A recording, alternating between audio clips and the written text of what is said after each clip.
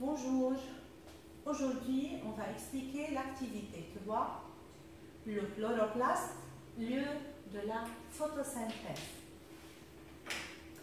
Tout d'abord, on va voir les cellules végétales.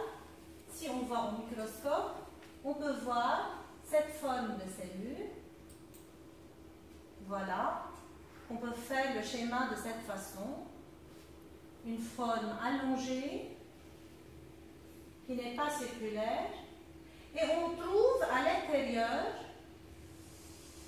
les constituants qui sont le noyau, la paroi, le cytoplasme et la vacuole. Maintenant, on va faire un schéma sur le tableau et je vais expliquer comment on peut dessiner un schéma. Tout d'abord, le titre, schéma d'une cellule végétale. On commence par les bordures. C'est comme ça. À main levée, on n'utilise pas la règle et on va dessiner avec un crayon à mine. On fait cette ligne. Ensuite, comme ça. Voilà.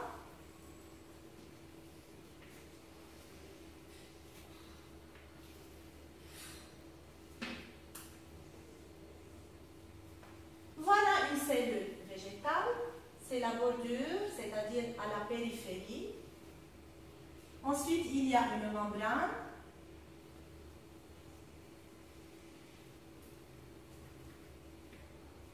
Vous voyez, j'ai dit de dessiner avec, j'ai demandé de dessiner avec le crayon à mine, car si on fait une erreur, on peut effacer avec la gomme. Ensuite, c'est ce que j'ai dessiné maintenant, s'appelle la paroi.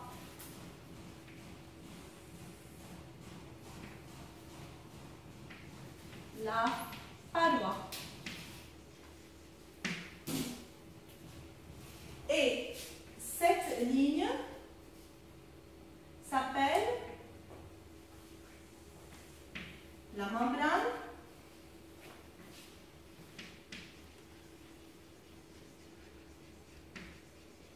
cytoplasmique,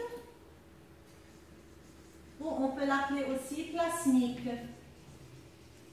Cyto provient de cellule, plasmique de cytoplasme, on va le voir. Alors, la paroi, c'est la ligne la plus externe et la ligne du dedans, c'est la membrane cytoplasmique. Ensuite, il y a cette poche qu'on appelle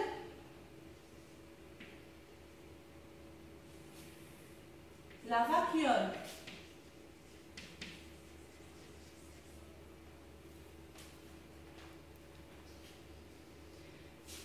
Ensuite, ici, il y a un petit cercle qui est le noyau. Vous voyez comment je trace les lignes?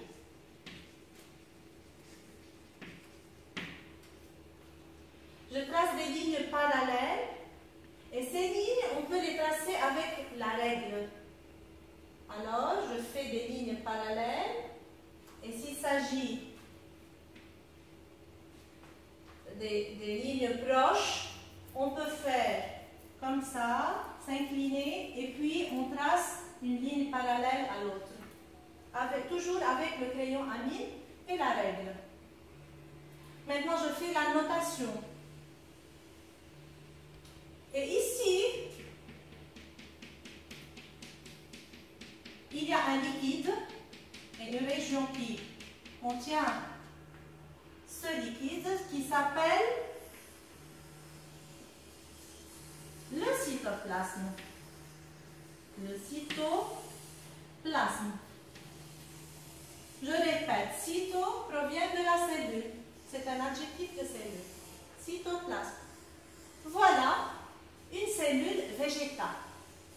Maintenant, si la cellule végétale est chlorophyllienne, je vais ajouter ici chlorophylllienne. Je l'ai écrit avec la couleur verte. Pourquoi? Car la chlorophylle donne la couleur verte aux plantes. Voilà. S'il s'agit d'une cellule végétale chlorophyllienne, je trouve ici dans le cytoplasme de petits organites circulaires, nombreux, qu'on appelle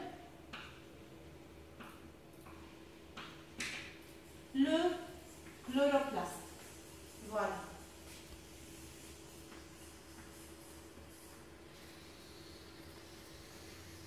Je vais décrire ici le chloroplaste. C'est 7 organites qui contiennent la chlorophylle. Alors, ce qui diffère une cellule végétale non chlorophyllienne d'une cellule végétale chlorophyllienne, c'est la présence du chloroplaste. C'est pourquoi j'ai écrit les constituants principaux d'une cellule avec la craie blanche, et si la cellule est chlorophyllienne, j'ai ajouté le chloroplaste en vert. Ainsi, on peut faire un schéma d'une cellule végétale chlorophylllienne, et d'après les couleurs, on peut différer une cellule non chlorophyllienne de la cellule chlorophyllienne. C'est la présence du chloroplaste qui va distinguer ces deux cellules. Notre schéma n'est pas fini encore. J'ai dessiné, j'ai annoté et il reste le titre. Alors, j'écris au-dessous du schéma avec un crayon à mine, titre. Je souligne avec la règle et j'écris le titre. C'est quoi? Tout d'abord, je vais définir le document qui est un schéma. Il y a une choune en haut. C'est un schéma. Un schéma de quoi?